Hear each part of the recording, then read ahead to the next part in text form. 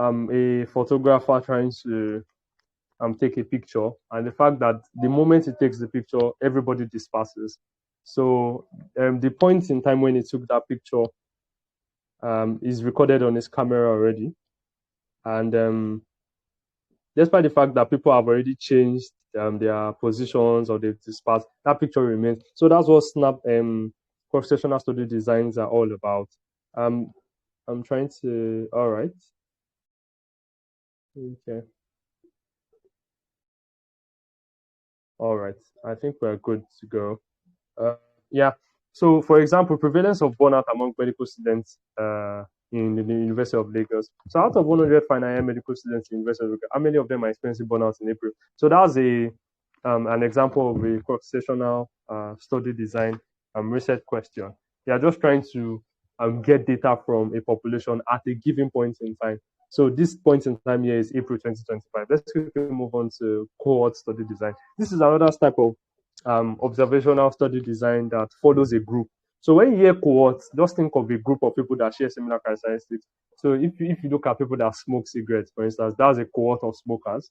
Or you look at people that they gamble a lot, you can call them a cohort of gamblers. So that was what cohort study design does. It follows a group of people that share a similar characteristics over a period of time. So as opposed to cross-sectional study design that is just give at one point in time, cohort studies follows a group of people over a period of time. So it's longitudinal in nature. For example, do smokers develop chronic obstructive pulmonary disorder more often? That's COPD. That's a research question that you can answer with a cohort study design. That cohort will now mean, okay, what's the cohort? We need a group of smokers, number one. Number two, we will now follow these smokers, let's say over 5 years. And we'll keep on observing to see those that develop the condition and those that do not develop it. And so we'll now compare them to the normal population. So if more people that smoke develop this condition compared to people that don't smoke, then we can now safely say that if smokers are more likely to develop this condition compared to the normal population. That's what cohort study is, and you have just fallen in a group of people over a period of time. Now, another study design we should know as early career researchers is case control study design. So when you hear case control, those are two words. Number one, break it apart. You have case, and then you have the control. Case is that when you hear cases, it's just basically people who have a particular disease or outcome or feature. While controls are those that don't have it.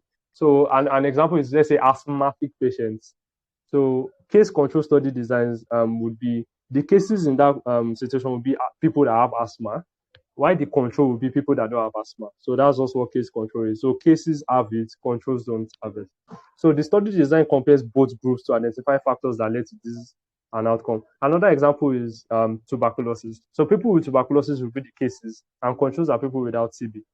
So if the question we're trying to answer is, what are the factors that actually lead to some people having TB? So we'll get people that have TB already and people that don't have TB. We'll now compare two of them together. We'll now start asking them questions. Okay, where do you live? Do you share toothbrushes? Are you living in crowded apartments?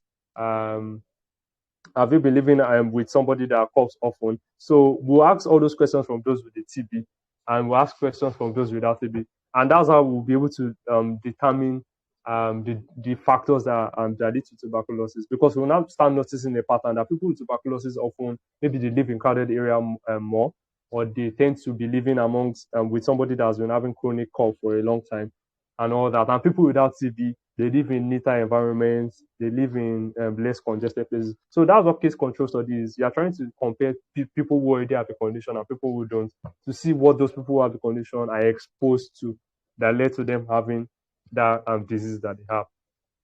I think the last one that we'll be looking at is experimental study design. So these ones are randomized control trials in the sense that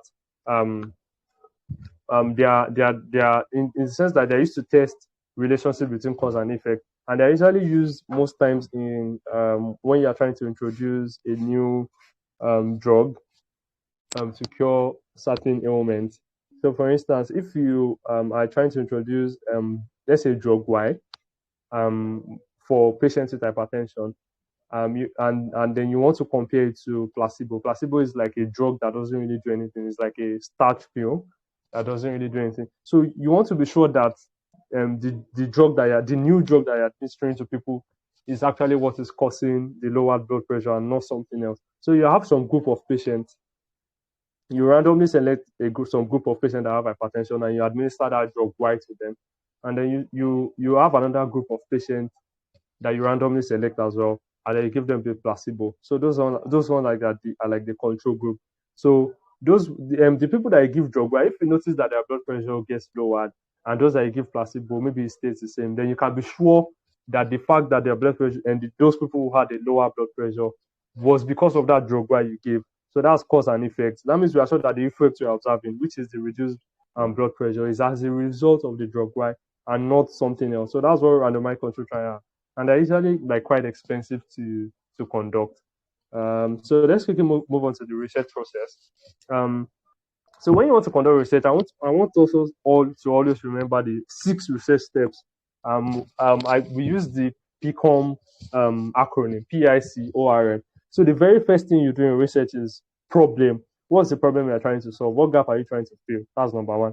Number 2, I stands for idea. What is your research question? Like I said, you cannot do research without asking questions.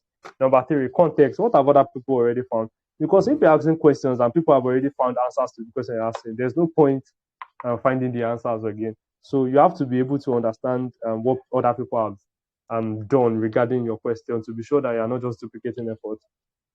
And that's where literature review comes in, but that's another topic. Then objective is, what are you trying to achieve? Number 5 is your research design. That's the R stand for research design, which is what we just looked at. Study design is like, how will you answer your research question? And then the 6th part is your methodology, which is like a broad topic that would require another session. Sampling, data collection, analysis, and all that. So this is just summary, the 6 research steps that we often follow as researchers: problem, idea, context, objective, and all. So I'll give us an example of how to utilize this when you're trying to design or carry out your own research project. So example is, let's say you've noticed the problem that final year medical students tend to face very high levels of exam stress because they are writing a lot of exams and they are very stressed out. So the problem you identify is that you've noticed high stress levels among medical students. That's problem. And then your idea is, okay, what are the main stressors? Like, what is really causing this stress? Is it just the exam or there are other things there? So that's a research question. That's I. Then C is context. What have other people done or said regarding stressors among financial students? Maybe you now went online to try to look for research papers on this topic, and you notice that there are a few studies that have been done on these stressors from Nigeria. So that would mean that because not a lot has been done on this topic in Nigeria, then you want to be the one to actually carry out the study, since most people have not done it yet. Then objective of your research will now be to identify key stressors among medical students, because so your objectives must be in line with your research question. Since your research question is what are the main stressors in final year students, your objective of your research is to find an answer, Abi. Yeah, so the answer you're trying to find is what are the key stressors among medical students. The research design is cross-sectional because you are trying to just focus on those final year medical students at that point in time. I already explained that earlier. Methodology is it's actually broader than this, but the way you get your data is through questionnaires. So I'm sure many of us would have gotten a lot of messages from final year students in our schools asking us to fill questionnaires for them. That's one way of getting collecting data for research. All right, so let's quickly look at this pop quiz. So what is the first step in a research project? Data analysis, literature review, identifying the problem and writing the report using the 6 steps I just outlined. Can somebody kindly unmute and provide an answer?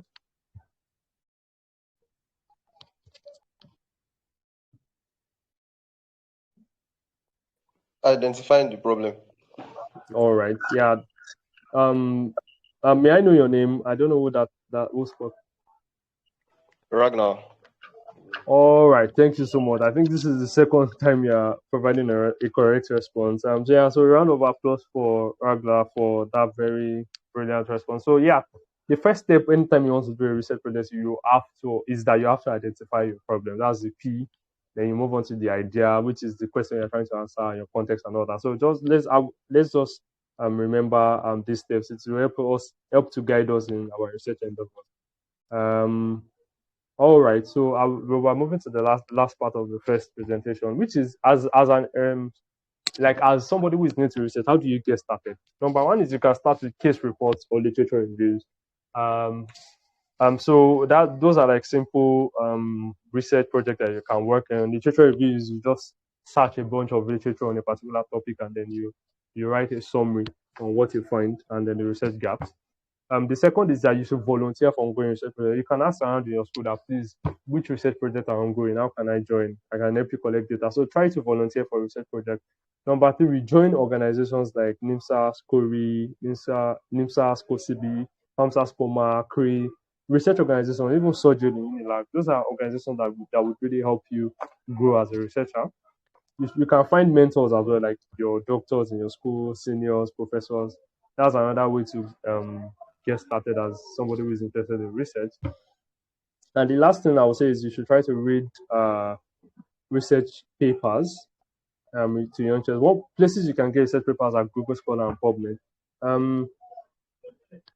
So challenges, some of the common challenges you face when you are new to research is that number one, maybe you are scared of failure. Number two is you probably don't even have anybody to mentor you, which is why it's important that you're attending webinars like this. At least you are learning from people that are experienced. Number three is maybe you don't know where to get research papers from.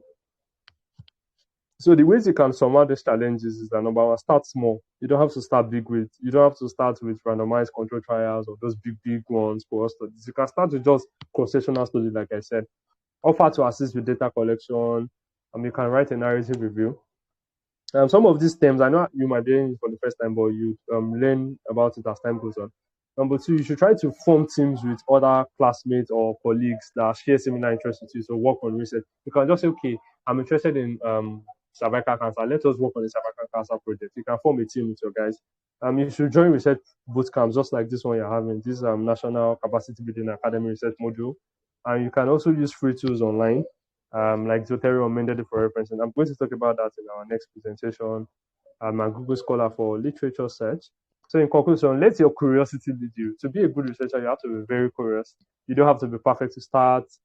Take advantage of research organizations. And yes, another one you have to do is take online courses. Elsevier Research Academy, and I think Author-Aid, they are now rising scholars. You can take online courses too, very important, and keep learning and keep growing as a researcher. So these are my references and just a quote from Zora Austin. Research is formalized curiosity, is spoken and primary with the purpose. So thank you so much for for listening, and thank you to everybody who paid attention to the first part of the presentation today. So do we have questions on the first presentation before I move to the second one, which is on plagiarism? Okay, good evening, sir. All right, good evening. May I know your name, please? I'm Adebayo Moshood. All right, nice to meet you, Adebayo. Go ahead. Okay, thank you. Will it be possible to get the slide presented? All right. I think that yeah, I'm willing to actually share it. So if maybe Godson or one of the directors reach out, I'll be able to share it with them. Yeah. Okay, thank you, sir. All right. Do we have any questions before we move to the next presentation on everything I've said so far? Maybe you didn't understand one thing I said or the other. Good evening. Please, I have a question. Okay, all right. May I know your name, please? My name is Abiodun. All right, nice to meet you, Abiodun. You can go ahead. Thank you for this session. My question is, I'm interested in research, but I do not have, my writing skills are not good enough. How do I work on this? Because I know this is a major factor in research. So how do I work on my writing skills? All right. That's a very great question. I think one way you can improve on your research writing skills is, I don't know if you've taken an online course on introduction to research writing before, but it is very important that you do that if you've not done that before by I think Author-Aid, or you could even find other resources online. introduction to research writing, how to be a good research writer. You can start from there. That's an online course, and then you can now start by practicing. And by practicing, I mean the first draft you write will not be good. To be honest, I think when I started to, I used to struggle. I struggled a bit with writing or learning how to write as a researcher. However, over time it got better. Another thing I would advise, apart from online courses and then trying to continue to write and get better, is you should try to read research papers too. One hack to become a very good research writer is that you should try to read research papers. The more research papers you read, the more you understand how other researchers write, and the more you'll be able to also write that way.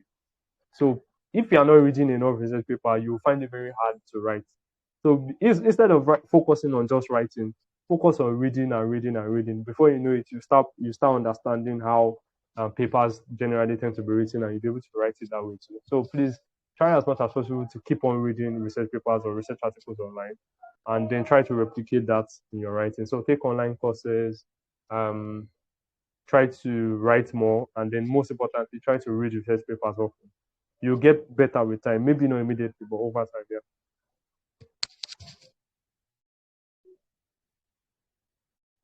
All right. Did you get that in your summary? Yes, I did. Thank you. All right then. Do we have questions, comments, clarifications? Hello, good evening, sir. Yeah, good evening. Who's that, please? What's your name? This is Hassan Ismail. All right. Nice to meet you. Thank you. Okay, go ahead. Thank you very much for the presentation, sir. So You're welcome. I want to ask regarding how to source for research papers to actually start, Yeah. to actually start reviewing. Sometimes you have a topic in mind, and there's just going to be a whole lot of materials surrounding that topic. So how do you know which ones are the most valuable to you? Which one are like high priority ways to search for actually valuable research papers related to whatever you want to, whatever you have interest in? Do you have an example in mind, like an example of a research topic that seems very broad? Okay, for example, now an example of research topic that can be broad is how you can apply the issue of social media and misinformation to clinical practices. How it's directed. And since it's a two-way faculty stuff, there's the communication aspect, which is like social media, arts, and like human communication, and there's also the health aspect. So like there's going to be a very wide spectrum to go through. How do you narrow down which one are more valuable, which one are the high, like which research are actually speaking about the topic, not just like writing through 20 and not getting something tangible from it. So All right. do you narrow Okay. down? Okay. Yeah. Okay. That's a very good question. So I think that one thing that you have to learn as an ethical researcher is search strategy. Have you heard of that before? Yes. Okay. Yeah. So it's very important that when you have a topic like that, you have to develop a very good search strategy.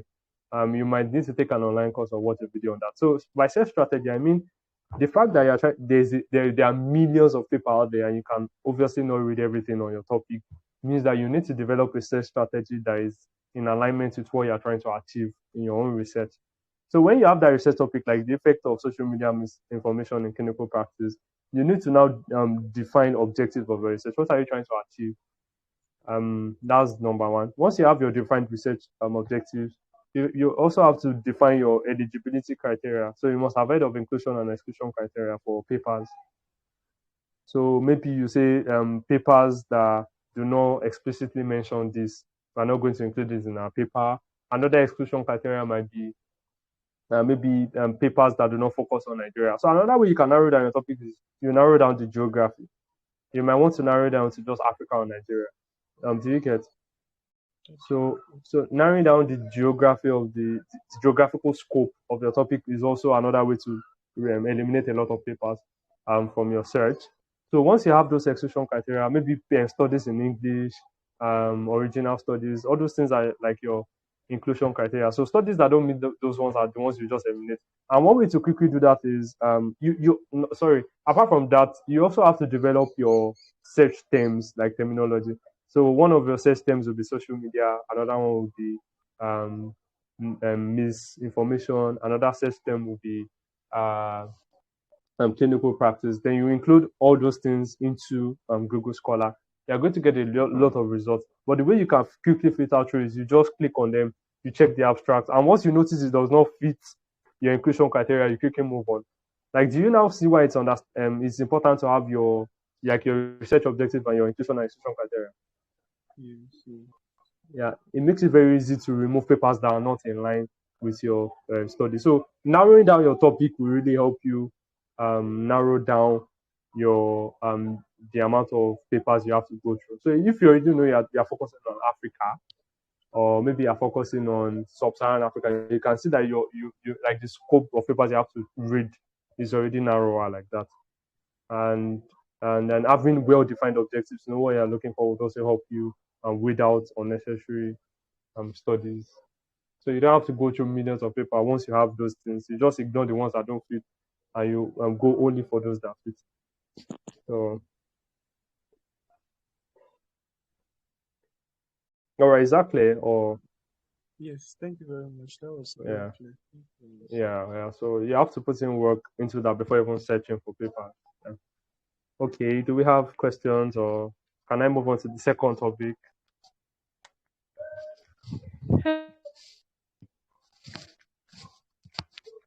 Is somebody talking? Hello, sir. Yeah.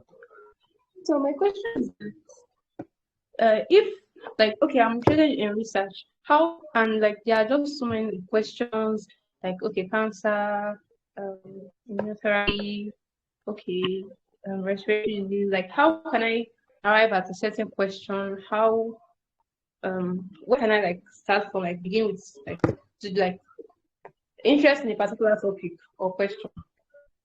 All right. So first off, can I know your name, please, so I can always talk? Yeah. Zainab. All right. Yeah. Nice to meet you, Zainab. So, if I get your question correctly, you're trying to understand how to even develop a question in the first place. Yeah. Yes. All right. So the thing is, what are you interested in, generally, personally? Are you interested more in cancer, or you're interested in what? For me now, personally, I'm interested in neuroscience. I'm interested in psychiatry and mental health. I'm interested in infectious disease. So for me now, infectious disease is like monkeypox outbreak and coronavirus, Ebola. So those are things that I'm very interested in. So the first thing is you first have to have a broad area of interest. So what are the areas that interest you the most? Do you have idea? Are you interested in HIV or? I also say neuroscience, then maybe respiratory health, All right. asthma. Okay. Yes. Or lung disease, cystic fibrosis. So you see them, they will even rank it in order of importance. Then you now look at it and be like, okay, which one am I interested in? Do you get? So you can pick, let's say, asthma, for instance, and then you now think, okay, asthma. You can even go online to Google what are the problems related to asthma in Nigeria. Is it that people cannot afford anti-asthma medications? You know that's a problem, eh? All these inhalers are really expensive, and you know the old naira dollar exchange rate has also started affecting the prices of many of these medications. You're aware, right? Yes, sir. Exactly. So you can see how I've narrowed it down from respiratory health to asthma to the problems that people are facing, asthmatic patients tend to face. Do you get? So Right. there are a lot of ways to there are a lot of angles to come in from. So one thing you do is you first have a general idea. Okay, you're interested in respiratory health and neuroscience, then you go online. What are the commonest challenges that Africans are facing under respiratory health? You see it. Okay, you now take one, asthma. What are the problems Nigerians are facing with asthma? Is it that they cannot afford the asthma medications? Is it that there's stigma around people that have asthma, or people don't even understand how to help people with asthma? Then you can now start asking questions. So let's say we now pick, okay, cost of anti-asthma medications. you can now ask the questions that why why do why are Nigerians suddenly unable no sorry why are Nigerians unable to afford asthma medications, and what are the impacts of this inability to afford asthma medications on the health of asthma patients. So like you can see, these are questions that can lead to more questions, and you can now narrow down to your own environment. I don't know, where are you presently? Like what state or Lagos. so you're in River State now. What is the state Lagos, of Lagos State. Lagos? Okay. So Lagos is even a very, very broad place. So like, do you see how I'm trying to walk through those questions? Okay. So like Yeah. sounds now want like maybe gather data now. Is it like all those Google forms we usually send out? Yes, yeah, but you know, before you even get there, you first have to have your research proposal, then you get a technical approval before sending out questionnaires. You get. Okay. Yeah, so and there's a like you have to have a team. There's a lot of work that goes into refining your research question and all that. So, but your question was how to know what you're interested in and what to work on, right? Yes. Yeah, so you can use online resources to narrow down what you want to work on.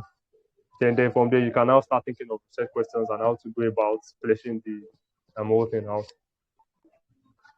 All right. Thank you so much, Yeah. sir. You're Thank welcome, Zainab. Okay, all right. So, do we still have questions, or can I move ahead? Moderator, can you let me know if I can proceed? Good evening, sir. All right, please. May I know who this is? Okay, this is Suleiman Yusuf. All right, nice to meet you, Solomon. Go ahead. Thank you very much. I wanted to ask about the research writing. I don't know, but the same thing with like essay writing. I would like to know. Thank you so much. All right, so research writing is not exactly the same thing as essay writing. Why I'm saying this is, yes, writing research papers. Writing research papers might be a bit similar to essays. However, the difference is that research is structured and essays are generally unstructured. So if you read a typical research paper, you're going to see an introductory section, you're going to see a methodology section, you're going to see a research result rather, and a discussion section. And the way these sections are written, there are actually rules guiding how you write these things. However, for essays, well, essays tend to be more narrative. So the research writing I would say that is more similar to essays are narrative reviews, for instance. A narrative review that is less structured, you can write it like an essay. However, you still have to like include evidence for your claims and assertions. However, for research writing, there's a structure you have to follow when you're writing research. That's just the major difference. So yeah. Thank you very much, sir. You're welcome. Yeah. All right, I can move on here. The moderator, please, are you still there? Yes, I think that's all for now. You can All right. continue. All right. So I'll be moving on to plagiarism and reference management systems. This is a very interesting topic where it's very important as a researcher to know, because the consequences of plagiarism are very, very dire. They are very bad consequences. If you are doing research and you plagiarize, the consequences are a lot. And we're going to see what plagiarism is and how to avoid it as budding researchers. So plagiarism is basically what we know as being a copycat. You are copying somebody's work and you are not giving the person proper credit. So let's say and plagiarism is not just about copying somebody's text. You can even copy somebody's image, like maybe the picture they made or the design they made, and put it in your own work. And if you do not credit them as the owner, that's plagiarism. So whether it is intentionally or unintentionally, maybe you wrote something from somebody's work and you forgot to attribute them as the author of that work, that's still plagiarism, despite the fact that it was unintentional. So let's look at forms of plagiarism. The first is direct copying. That is verbatim plagiarism.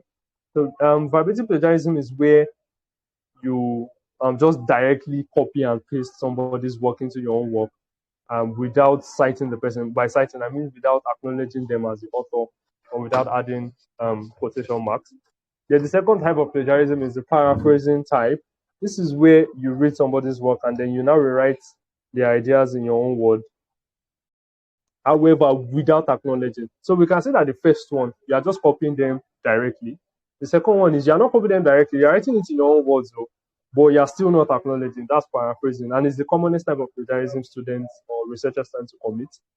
The third one is self-plagiarism. This is for people who have published paper before. Maybe you're writing a new paper and then you now write something from your old paper in your new paper without actually acknowledging or disclosing that you got this from your previous paper. That's self-plagiarism. Then the fourth type of plagiarism is mosaic or patchwork. This is where when you're writing your research, you copy content from one person's work, you put it in your own. You copy content from another person's work, you put it in your own. So it's like you're stitching different people's works together without even acknowledging that you got it from different places. So that's mosaic or patchwork plagiarism. The fifth one is idea plagiarism.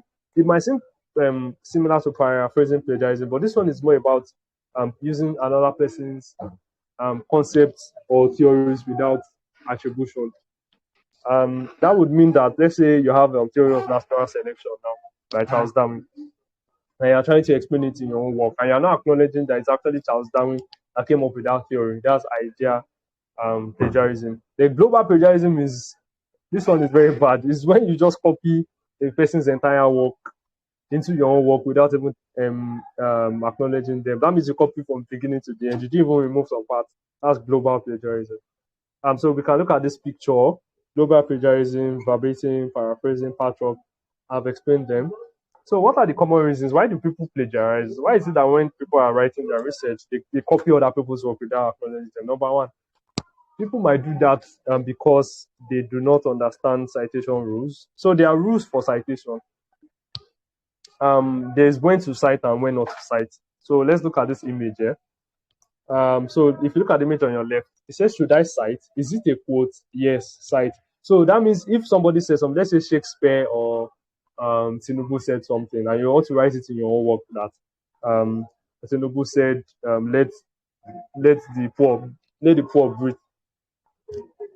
That you are not the one that said let the poor breathe.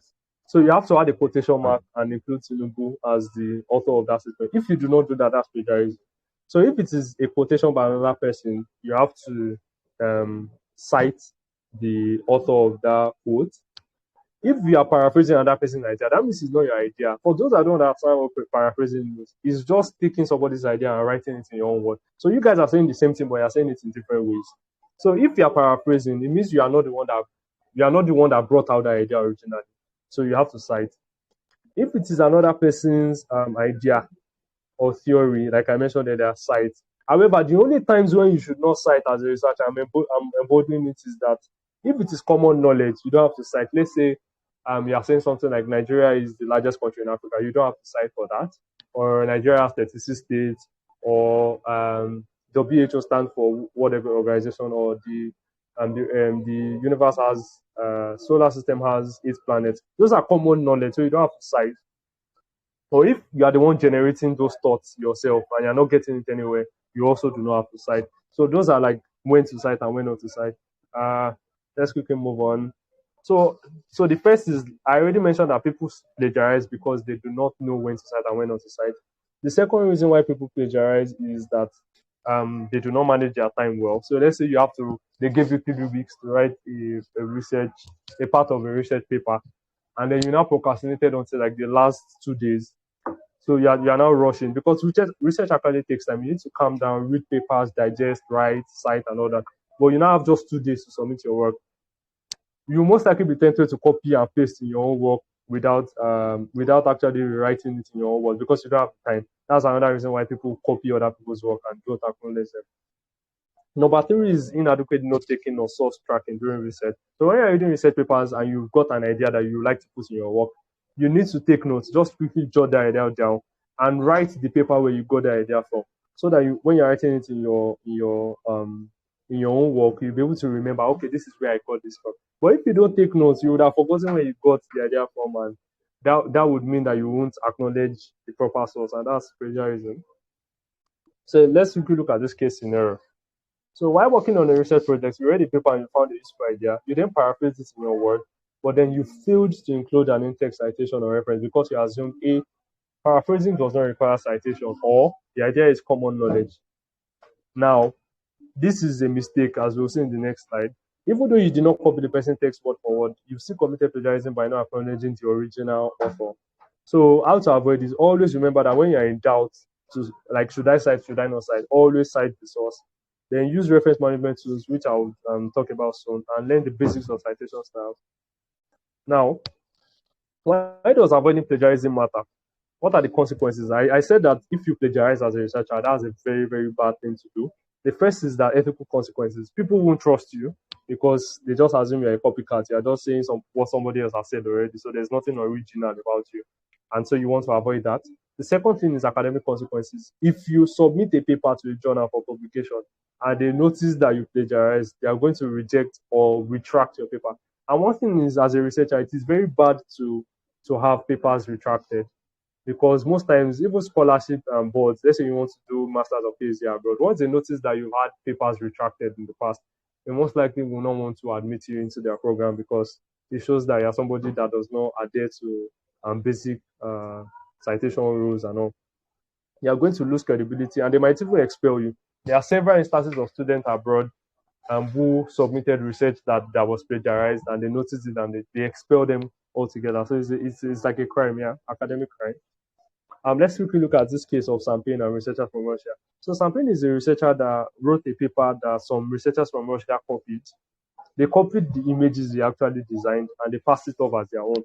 So they submitted it to a particular journal called the Biosystems Journal. However, Sampin noticed that these people copied an image from his own paper and they did not acknowledge him as the author of that image. Then they rejected that paper as a result. However, when they rejected the paper, those Russian researchers took that paper and submitted in another journal. So when they noticed, that other journal did not know that those researchers actually plagiarized somebody else's work and they got it published. However, after investigations, the paper was eventually retracted. So this is just to tell us that when you are taking other people's images or their words or their ideas, please always acknowledge them as the author. Now, another consequence is damage to your reputation. Like I mentioned, it could lead to people can actually sue you to court and it can set your career back. Now, I don't know if many of us know about Claudine Gay, but she's a former Harvard president and she's the first black female president of Harvard. She's facing allegations of paraphrasing plagiarism at the moment from some of her work as far back as 1993 when she was still a graduate student.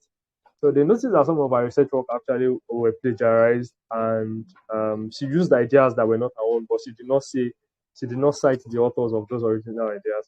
And then, due to the backlash, she resigned about 6 months into her tenure. So this was an example of a real life case of what plagiarism can do to you as a researcher if you're not careful, no matter how far you've gone.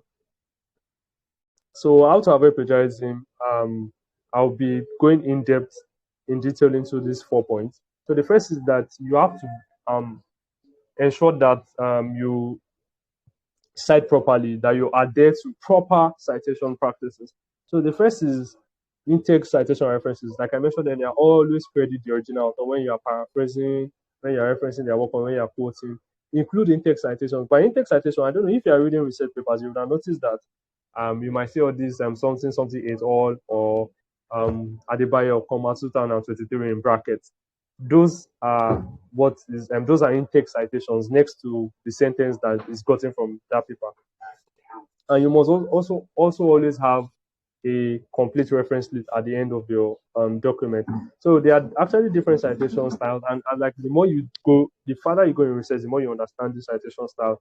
We have the Vancouver style, APA style, MLA styles, and the rest, but you don't need to cram them because there are softwares that you can use to automate your citations that have these different citation styles installed in them. So this is an example of APA style.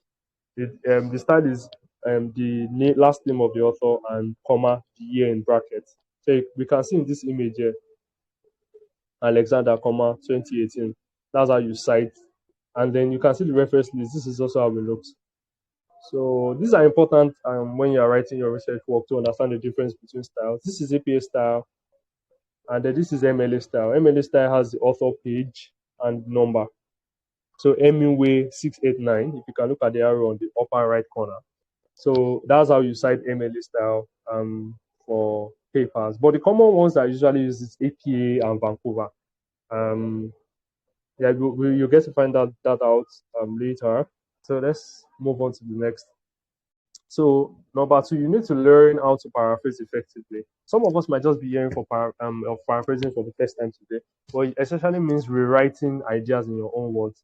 But I'm going to show us several examples down during the presentation of what paraphrasing looks like. So the importance of paraphrasing is that it demonstrates that you actually understand the material and you're not just directly copying it. So how do we paraphrase effectively? The first thing is that you need to read the original text thoroughly. So you need to read the text thoroughly and then you understand its meaning. Okay, you read a paragraph and like, okay, I think I understand what they're saying here. So after that, you now close the work. You try to write it in your own words without looking at the original. Because if you're looking at the original, you most likely copy. So once you've written it in your own words, you now compare what you wrote with the original source to ensure that what you're actually saying is the same thing as what the original paper was saying, but you're not copying word for word. And then you now cite the source. That's the paper you got it from. So please let us remember this acronym PCR. The P stands for paraphrasing effectively. The C stands for citing, and R stands for reference list. These are the 3 things that you must always note to avoid plagiarism: paraphrase properly, cite, and reference list. Have a reference list. This was the first paper I published in 2023. Example of paraphrasing. So in the paper, this is what I wrote. I want us to focus on the emboldened part. So it says here that the virology laboratory at Lagos University Teaching Hospital was well equipped with adequate diagnostic tools. That's the main point of that paragraph. Then the other part was focus on the other emboldened part towards the end. I said the Ministry of Health was greatly hampered by the lack of adequate testing facilities at NDUTH. So those are the 2 ideas. The first is that the virology lab was well equipped. The second is that NDUTH did not have adequate testing facilities. This was what I wrote in my own words. But the original paper, this is what the original text said. And they said underscoring this assertion is blah, blah, blah, blah, blah. But just in summary, what they were saying is that the availability of the virology lab at Luth was very important in diagnosing Ebola in 2014. You can see that the original text and the my own, what I wrote, the paraphrase text, they look different, but they are still saying the same thing. So that's what effective paraphrasing looks like. And another thing I would like to point out is you guys can see the C, that's the citation. You can see 22 in brackets towards the end. That is the citation, and then the R is the reference. That was the original paper I got it from Olumade T, Adesanya, and the rest. So the PCR was obeyed here, the paraphrasing, citation, and references. Now, another example of paraphrasing. Look at this is a fictitious paper, the impact of AI on modern industries by blah, blah, blah. So the original text says, let's focus on the red part. The original text says the rapid advancements of AI has revolutionized industry. Focus on those 2 things: rapid advancement and revolutionized industries. So the paraphrase version here says industries have been transformed. I think we'll see that revolutionized industries was replaced with transformed. That's how you paraphrase. You change words even though you're still saying the same thing. By the fast-paced development. So the original text said rapid advancement, but the paraphrase is saying fast-paced development of AI. So we are saying the same thing, but using different words. And then there's also the C, the citation, Smith 2022 bracket, and then the reference. So PCR was obeyed here as well. Paraphrasing, citation, and references. Okay. All right. So yeah. Now we'll be having some pop quizzes now to know if we clearly understand what paraphrasing and plagiarism rather is or not. And please let us remember the PCR acronym before answering. So look at this paper now, the original paper, Climate Change and its Impact on Global Food Systems by Johnson L 2021. The original paper, the original text says climate change is causing more frequent and severe weather events, such as hurricanes and droughts, which threaten global food security. The paraphrase version says global food security is at risk at. They are basically saying the same thing, and there's a reference to this. So the question is the paraphrase text, is it plagiarized or not? Based on the rules I've mentioned earlier. Can somebody answer yes or no? I just need the yes or no answer.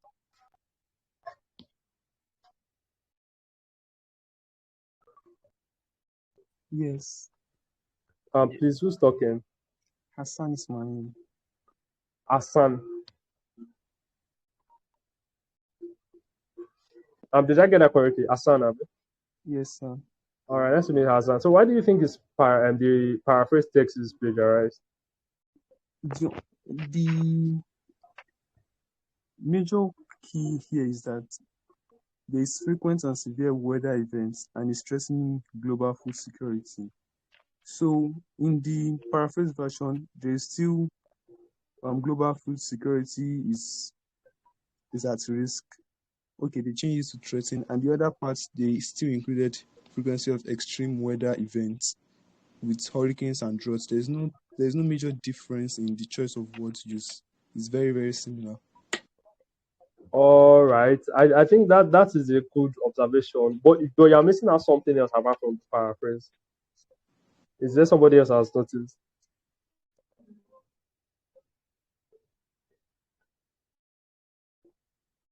Good evening, sir. All right, please, who's speaking? Adebayo. All right. Okay. Can I hear you? In addition to what Agada said, from the PCR, there is the referencing, but there's no citation. Yeah, correct. That's very, very correct. So, well, the person paraphrased, and Hassan said the person did paraphrase well. I think I sort of agree with that. And the person did not even cite. So when somebody reads this idea, they're like, where did you get it from? So your in-text citation is very, very important. And we'll see the answer here. Yes, the text is plagiarized. It's actually paraphrasing plagiarism because there is lack of in-text citation. So PCR is very important. You don't only paraphrase, you have to cite and then add your reference list. Let's look at this one. Let us read this, the original text and the paraphrased version. And let's I want us to know, somebody to tell me whether this is plagiarized or not. The original text and the global and paraphrase version, they seem to be saying the same thing, but what is missing? What is wrong? Is it plagiarized or not? I will appreciate your response, please. We're almost done. Yeah.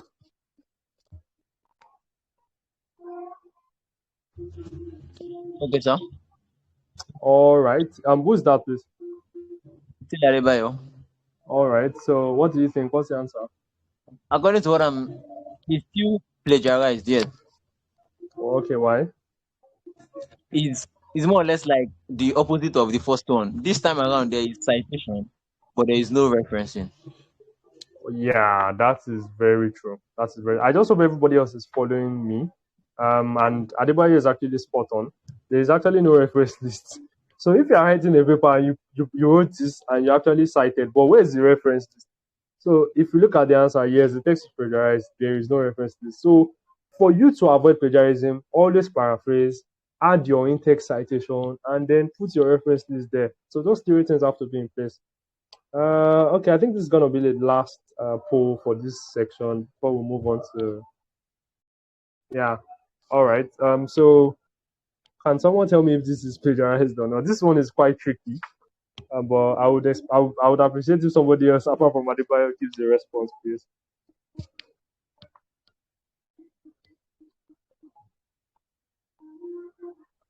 So is the text plagiarized or not? Who wants to try? Okay, so the text is plagiarized, even though there is citation and reference. This Hassan. All right. Okay, why do you think it is? Okay, so just reading through, we'll notice that there's only 2 or 3 words that were changed. Causing was changed to leading, and threatening was changed to threatening. So there's no paraphrasing, there's nothing, is almost word for word verbatim, there's no reshuffling, nothing. Although the person cited and placed the reference, but he didn't paraphrase at all. Yeah, and everybody, let's give Hassan a very big round of applause, a very loud one. That is actually very true. So I just hope we've been able to learn one or two things from this exercise today. See, if you are writing your research work and it just looks as if you are copying another paper, that is very bad. Like, it is not good as a researcher at all. So please try as much as possible to avoid just copying and pasting somebody else's work without taking the time to write it in your own words. So yes, just like Hassan has said, yes, the text is plagiarized. It's actually verbatim plagiarism. You're copying somebody word for word. Even though you have citation reference list, you are just copying the person word for word, and that is what plagiarism. Please and please avoid this. All right. So, another way to avoid plagiarism is use plagiarism detection tools. This is what our lecturers, our professors tend to use. Once you submit your work to them, they'll just put it into Turnitin. And Turnitin, will highlight, it's Turnitin they mostly use. Although personally, I use Grammarly. But our faculty, our lecturers tend to use, our lecturers tend to use Turnitin for detecting plagiarism. So this is why before you submit your work to a journal or to your professor, always try to run it through Grammarly or Turnitin. So they will tell you, okay, your work is 70% original and 30% plagiarism, which is very bad. So you have to rewrite those parts highlighted in red to ensure that it is as original as possible. So you can use plagiarism detection tools before submitting your work. This is Turnitin. This is the logo. There's Grammarly. Grammarly is very, very good because it does not just check for plagiarism. It also helps you to detect grammar errors, grammatical errors. That's why I use it a lot. Copyscape is for website content, not really for work that you write. Then another way to avoid plagiarism, I think this is the last point, is to develop good research habits. When you are reading research papers, take notes. Have a note or laptop or pad by your side. Once you are reading ideas, try to jot them down and write the paper you got it from. So when you are putting all your ideas together, you won't forget where you got what idea from. Organize your source and track references. This is where reference management systems like Zotero, Mendeley, or EndNotes are important. I will quickly show us what this reference management system are, but it is absolutely important that you try to learn how to use at least one. EndNotes is very easy to use, but me, I use Mendeley because it's also easy to use. So anytime I'm writing, I cite and use, like Mendeley will automatically generate a reference list for you, so you don't have to stress yourself at all. That's why I love Mendeley, even EndNote as well. So plan your work as well. Don't be a procrastinator. Once they give you work, try to take as much time to read and write properly, so you won't be tempted to copy people in the last minute. So reference management systems are just software tools designed to help you organize, store, and cite your references. Because we already understand how important citation and references is, it's now important to use reference management softwares to for your research. They're important because they help you save time, they ensure accuracy, and they help streamline your research. So you don't have to be writing all those things manually. Reference management system rather will help you do that automatically. So I use Mendeley. Mendeley is free, it's very free. You can annotate your PDF. You can even create groups with your colleagues, and you can share papers with each other on Mendeley.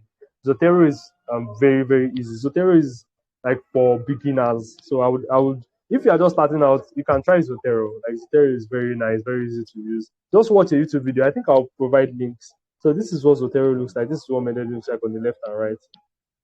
And then this is what, and EndNotes is very complex to use, so I don't use it. It's for senior professionals. So Zotero and Mendeley are the reference management system that you can use. And I'm zooming in on Mendeley. You can see that there are a lot of papers here for different papers that you download online. You just import it into Mendeley, and then you can be reading and taking your notes on the platform. And Zotero is also like that. All right. So before choosing a reference management tool, you should be able to automatically generate your citations. You should be able to annotate PDF.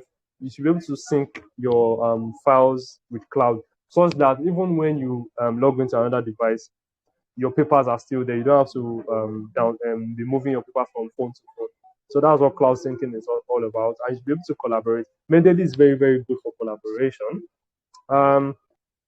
How to use Mendeley? Just go online. It's very easy. Install it on your laptop. Though you can't use it on phones, so you need a laptop for this.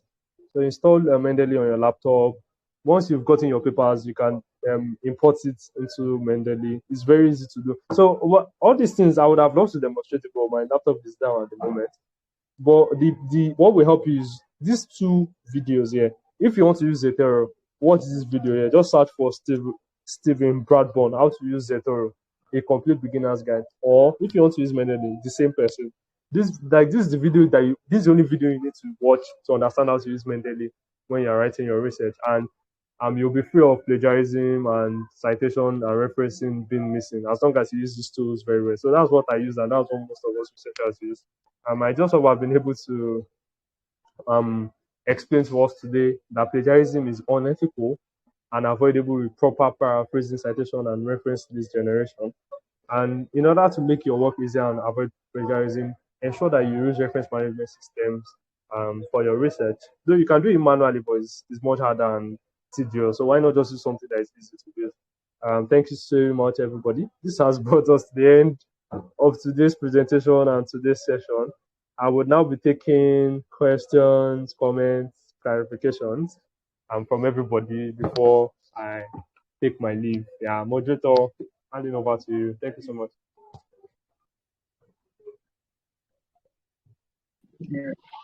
Okay, I have a so question. thank you for the training section. So please, Oh, if okay. you have any question, kindly raise your hand.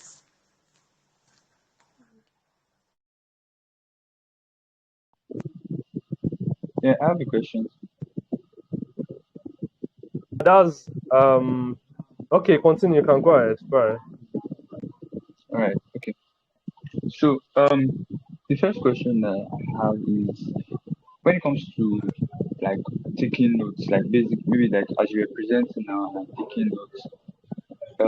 Is it directly plagiarism, or it has to be something like legally, how I put it now, represented, like maybe submitting research paper? Okay, like you're saying, if I'm reading a research paper and I'm taking notes from that research paper, is that plagiarism? Yeah, and yeah, maybe the way you read now is just basically by writing what the person says because you want to have it in your mind. So, does that count as it, or is not really a good practice? No, that is not plagiarism. So, like when I'm reading a research paper and I write what I read from that paper down in my notes, it is only plagiarism if when I'm typing it in my document, I type it the exact same way. Do you get? Yeah. Exactly. So while taking notes, you can actually write it in the author's words. But when you're writing it in your final document, you have to change and paraphrase it in your own words and then cite the author. You understand? So you must not write it exactly. So yeah, so it's important to learn. Yeah, it's important to learn how to paraphrase other people's work when you're writing your research because it's basically summarizing or changing the adjectives and verbs and all that. Yeah. Okay, so the other question is like what counts as other people? Because I know you gave an example of maybe you saw maybe a video of Tinubu saying something now, and okay, this is just maybe they caught him saying it on maybe one of his political grounds, and it was recorded on the news station. Now, you citing something like that or writing something exactly like that, but you do not give reference to Tinubu or the news platform, is that like which of them is plagiarism? Is it giving reference to Tinubu or giving reference to the news platform that you heard it on, or not even giving reference? Okay, so not giving reference at all is definitely plagiarism because you are not the one that generated that news. So you have to actually give reference to channels. Like it's the source you got something from, like directly got it from that you have to cite. So you didn't get it directly from Tinubu. You were not in the room when Tinubu said it. So you get it. Yeah. So you say something like, according to Channels TV, Tinubu was reported to have said this. So you get it. Then in brackets you add the number that corresponds to the news article by channels, or yeah. So you get it. Thank you. Yeah, so that's how it works. I'll be taking other questions.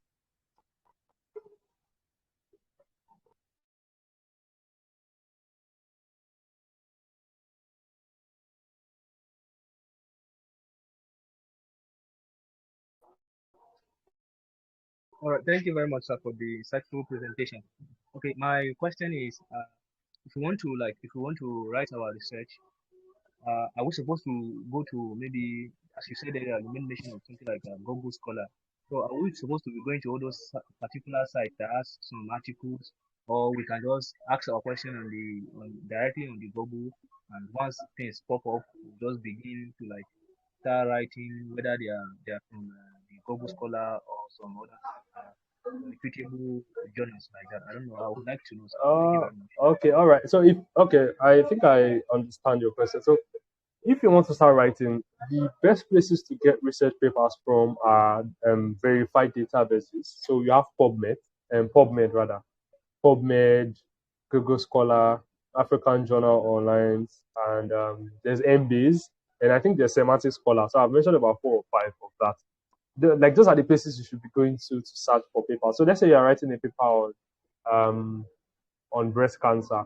Just go to Google Scholar, type breast cancer in Africa. So all the papers it brings out are usually are papers that you can use to write whatever it is you want to write. So try as much as possible to get your papers from databases, because when you are reporting in your methodology section of the paper, they would want to know how you got the papers that you used to write your paper, your research manuscript. So you say the papers included in this study were gotten from Google Scholar databases, PubMed, and Semantic Scholar. So it really helps to give your work credibility when you use reputable databases to gather evidence, as opposed to just going on one random website somewhere. Do you get?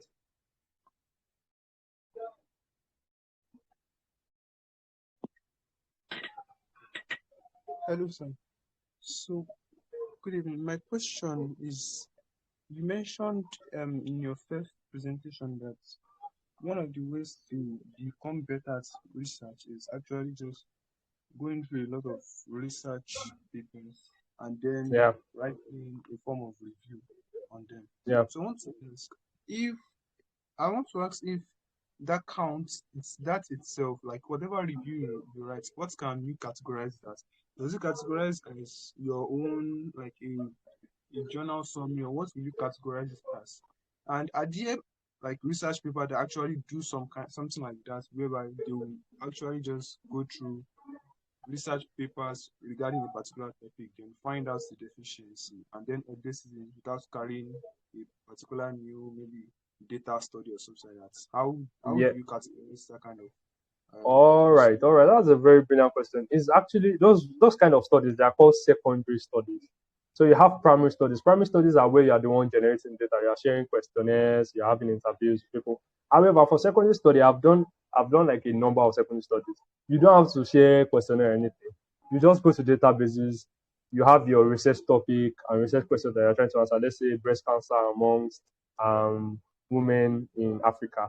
We'll just go to Google Scholar and get a lot of papers that focuses on that. And then we write a review on it. So we have an outline, and then we'll now use all those papers to flesh out those outlines. So that kind of paper, what that kind of paper is called a narrative literature review. Although another type of secondary study is systematic review, although that one is a bit more complex and would require like longer explanation. But what I'm saying basically is if like what I'm saying is getting a lot of paper on a particular topic and writing is a form of secondary research, and it's usually called a narrative literature review, a narrative literature review, or a commentary. Okay, thank you, sir.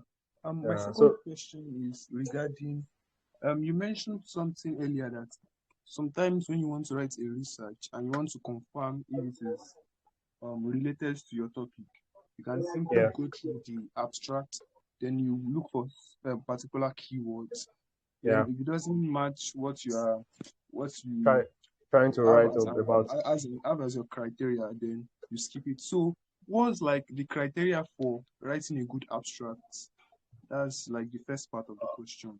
All right. So the criteria for writing a good abstract is that it must capture the key purpose of the research. So when I say key purpose is that when people are reading through your abstract, they'll just quickly read through the introduction and the methodology and what your research actually found. That's your findings in the result and conclusion section. So one very important way of writing a good abstract is that your findings should be clearly stated. Like it should be very, very concise and straight to the point. Don't beat around the bush at all. So if you're finding, if you conducted a research on cervical cancer amongst women, and one very key finding you made was that 90% of the women in your study have never heard about pap smear before. That should be a key part of your result section of the abstract. Do you understand? So ensure that your abstract is focused only on the most important things in your study, not the less important things. So because when people are reading your abstract, they just want to quickly see what your research is about. And if you are not putting the most important things, people will most likely be discouraged. They won't even include it in their study. But once you include very, very important findings, like the most important findings in your abstract, that's what would make people to want to work with your paper and cite it in their own studies as well. Do you get? Okay, yes, thank you very much. My Yeah, so that second, yeah. thank you very much.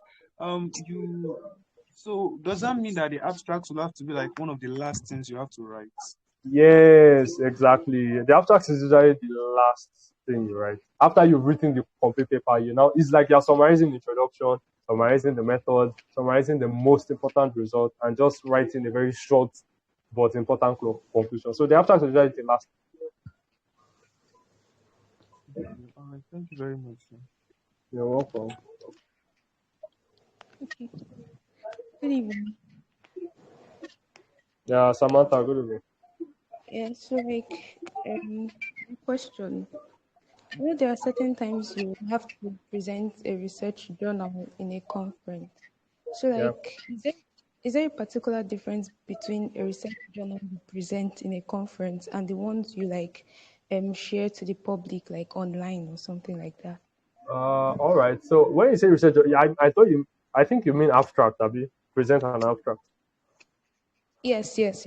All right. Yeah, it is basically the same, but the only thing is that you have to change some things. Like if you are presenting an abstract at a conference, it's not the same abstract that you write for your paper that you publish online that you write for an abstract. You have to try to change the words and restructure it a bit so it fits the theme of. Conferences have different themes. Yeah, there are some Yes. conferences that are about mental health, some are public health, some are global health. So you have to rewrite your abstracts to align with the theme of the conference. You understand? So let's say the abstract, the conference you want to attend or you want to present your abstract in is focused on mental health, and your paper also touches a bit on mental health, but it also touches on other things. If you're writing an abstract, you won't just submit the abstract for that paper that was published. You try to write an abstract about that same paper, but that emphasizes the mental health aspect of of the paper. Do you get, just to fit the the theme of that conference? All right, thank you, sir. Yeah, so it's different from conference to conference. That's some. Yeah.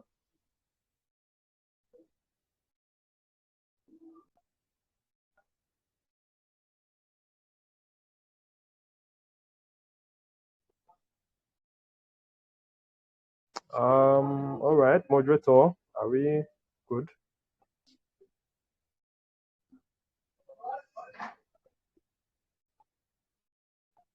Okay, well done, sir. Okay. Sorry, sir, how can someone contact you for maybe guidance and review of a paper? Oh, like you want me to provide I don't know. Do you want me to review a paper you're working on or what? Yeah, like maybe like just general mentorship And regarding research. you can reach out to me on LinkedIn. I think it's on the flyer. My name is my LinkedIn handle on LinkedIn, so we can chat there. Alright.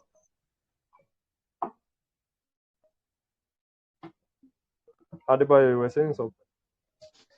Yeah, I'm not asking a question per se. I just want to um probably appreciate. Let me use that word because Godson has been saying a lot of good things about you. Let me even put it in the layman word. Godson has been carrying you on his head. Let me use that word. Yes.